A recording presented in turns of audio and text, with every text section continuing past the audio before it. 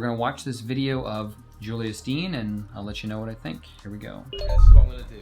Yeah, I'm gonna take the card like this. Watch.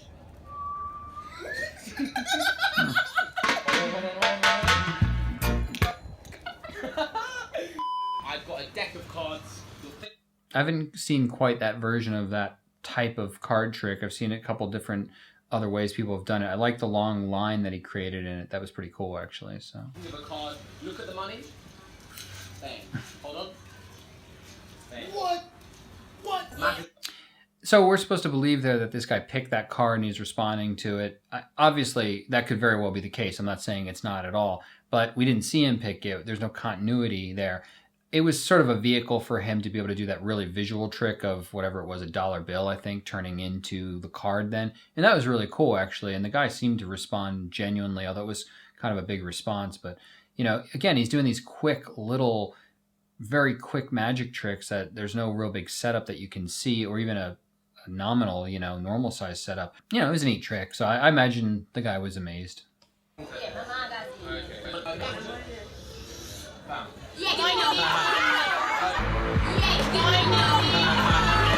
That is a more common response than you would think. When you make money appear or something of value appear and people grab for it and stuff. I used to work with birds years ago when I was starting in magic, and you'd have people grab at the birds and things like that. And you know, you don't want people grabbing at doves and pigeons. You never really know what to expect from audience members. It can be some really weird stuff, that's for sure. So you got to be on your toes and ready for anything and moving with them. So.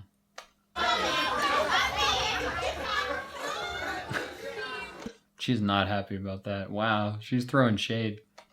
Chocolate bars. Watch very carefully. Boom. Sing a beer. Open it. Okay.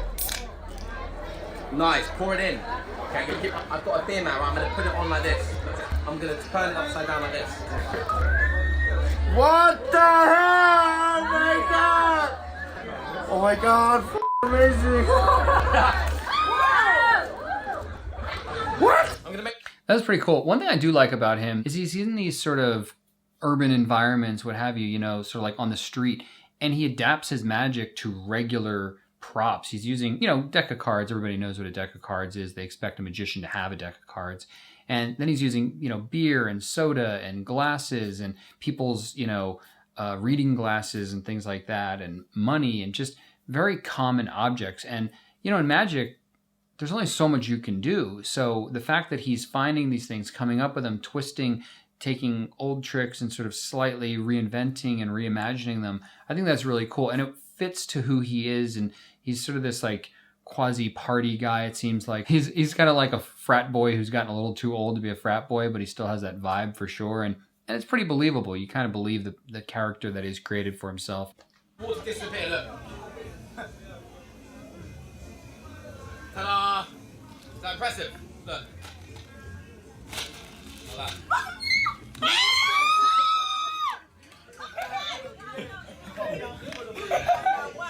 This girl again, I think she's his biggest fan. She loves his magic. Empty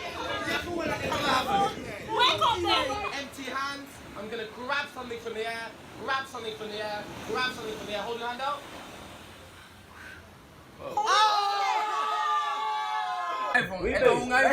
Again, that was another trick that utilized his surroundings. He made sand appear, and there's obviously sand all over the beach right there. So it just totally was in sync with his environment. And again, really, I think it's a really smart decision to do that. Good for him that he obviously thinks that way. That's what he wants to do, is utilize objects that are completely natural to the environment he's in, unless he's doing some sort of a gag trick like that big straw that he had a little bit ago.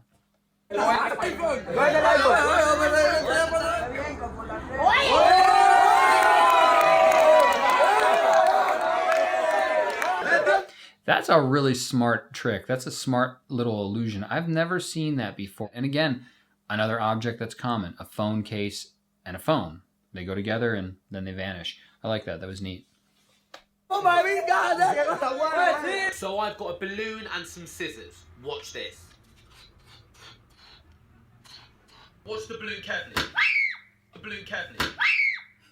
Hey. Oh. Check it out. Little tiki man. Watch this. Whoa! going to show you some of it. I guess this compilation has spanned over quite a few years because the last clip he looked quite a bit younger. So, and that's the thing is like every trick, whether it's simple or not, it does take some understanding of the handling and some practice. I mean, you can get a quote unquote self-working trick and it can take a little bit of time to get the handling just right and stuff. So this guy's going through a ton of magic and that takes time to learn it and present it and find the audience. And you don't want to just burn an entire audience by messing up the trick and then having to find a new one and do it again. So he goes through a lot of magic, that is for sure. That's a pretty big challenge. That's a big undertaking, frankly. Go like this. Yeah. See, and again, this is a readaptation of that coin trick that he did earlier on the beach where he stretched that quarter and it stretched out very similarly to this where it seems like it almost melted in a way. And it's very cool. But again, he had a big fat edit right in the middle there, so we lose track of everything and it kind of hurts the magic. But on the other side of the coin, he's using a common object. He's using a lighter now. So he must be writing this stuff down ahead of time and going, what's a trick I can do? Okay, now what's a common object? And he just has a list of common objects that he adapts into the tricks that he's going to do. So really neat trick. You could absolutely do it. It's a shame there's a huge fat edit right in the middle there that just kind of blows the continuity of the trick, unfortunately. Oh, wow. No. Top of the spoon, bottom of the spoon. No. Fuck.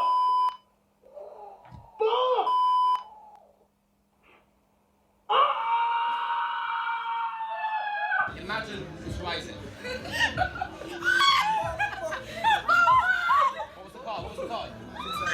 6 of hearts.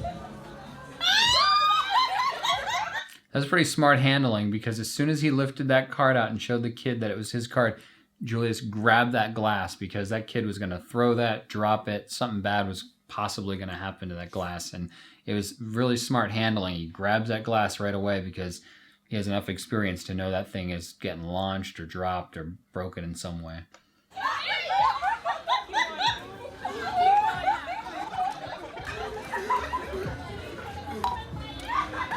I'm going to bend the 3 like that, right? Now what I'm going to do, I'm going to leave it in the middle of that bend, then on top like that, and wait, it's all like a snap.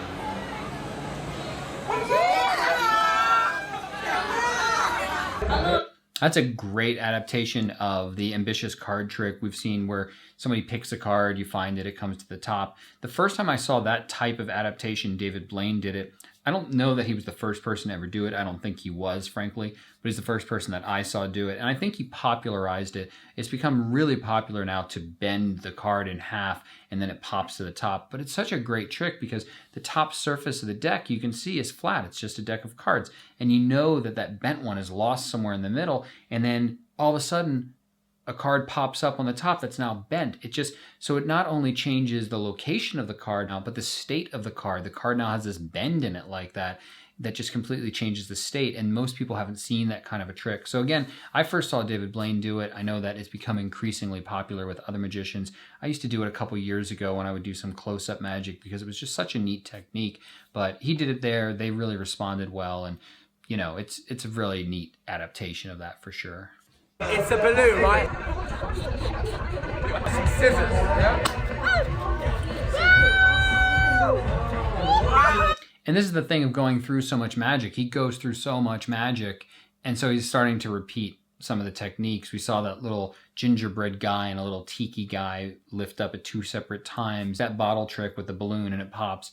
But that's okay somewhat because we're getting the response from a totally different group of people at a different location, and it's still a cool trick. And maybe these were taped years apart, I have no idea. But when you're doing this much magic, you're just going to start repeating because there's only so much magic you can learn how to do, honestly. And he's doing a lot of it.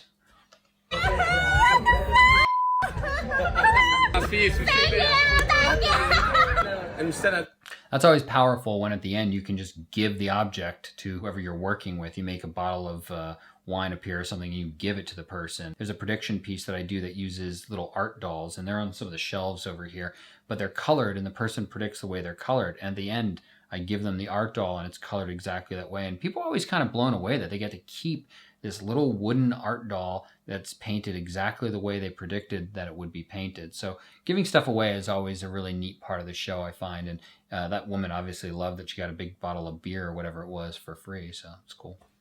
All right, it's a lighter. All right, I'm going to show you something with a lighter. Hold on to it. Hold it like this. I'm going to show you something. Just pull. Oh my God,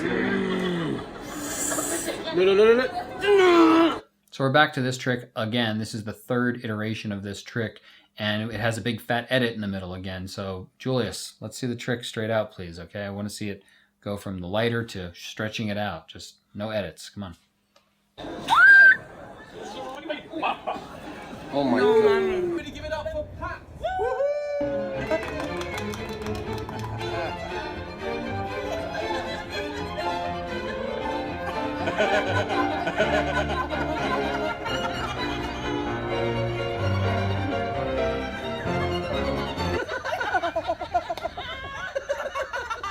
Comment below.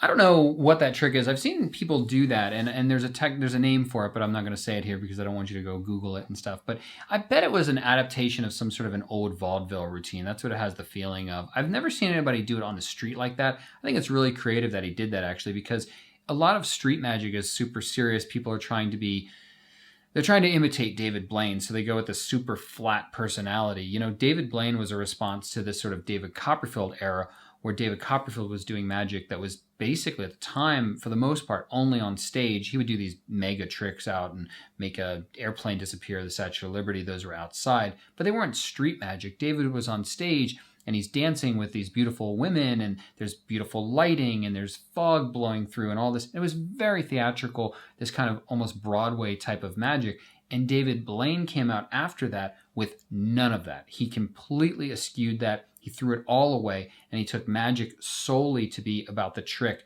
that this man of mystery was this vehicle for magic to happen. And so a lot of people have gone forward with that idea. Before David Blaine, people went forward with the Copperfield idea. They were sort of like clones, imitations in a way, or at least heavily influenced by David Copperfield. I was heavily influenced by David Copperfield as well as some other people, and a lot less by David Blaine. I appreciate David Blaine, but I don't feel the sort of desire to sort of imitate his style in any way. When I was younger, I definitely appreciated Copperfield that way. But what Julius is doing is being funny on the street, and David Blaine isn't funny as much on the street, frankly. And so that was really cool that he did a routine on the street with random people that he doesn't know, and it was a little bit funny and comical, and I kind of like that. He puts comedy definitely into his presentations, and I really like that as well, frankly, too. It's not just this man of mystery thing. David Blaine's doing his thing, and it's great, and he should do his thing, and he's awesome at it, but everybody should try to have their own style as much as they possibly can. And I think with Julius here, you can see his personality coming out in this, and that's really what you want to do, I think, usually as a magician. Unless you're really playing a character, you want to have your personality come out, and Julius is starting to sort of freestyle with this in such a way that he's conscious of what he needs to do theatrically, but he's also being himself. And I think a lot of magicians would be served better by being themselves, unless they are really being a character like an actor does. But most magicians aren't really playing a character. They just don't know how to be themselves on stage yet. I should go to next. Guys, my Instagram at Julius Dein is usually on private. However, today I am taking it off private for 24 hours. So if you want to follow me, it's at Julius Dein, and you have 24 hours before I go back on private, and you will never be able to follow me on Instagram again. Also, I have a YouTube channel for my lifestyle content. This is where you can see behind the scenes of my life. You can learn magic, basically get to know me on a more personal level. So if you want to check that out, you've got to go onto YouTube and you've got to type in Julius Dein on YouTube. So you've got Instagram, you've got YouTube, and if you want to follow me on Twitter as well, because you're massively keen, then it's at Julius Dein too. All right, guys, I'll see you in the next city. Take it easy. Peace. He ends the video there with some sort of a big ad for social media following, which is, you know, the name of his game. He's got a lot of followers, so you got to do that stuff. And that's what I'm going to do right now too, actually. So if you like this video, please smash the like button. If you want to see more videos, please subscribe, hit the bell to get notified, and we'll see you guys in the next video. Thank you very much for watching.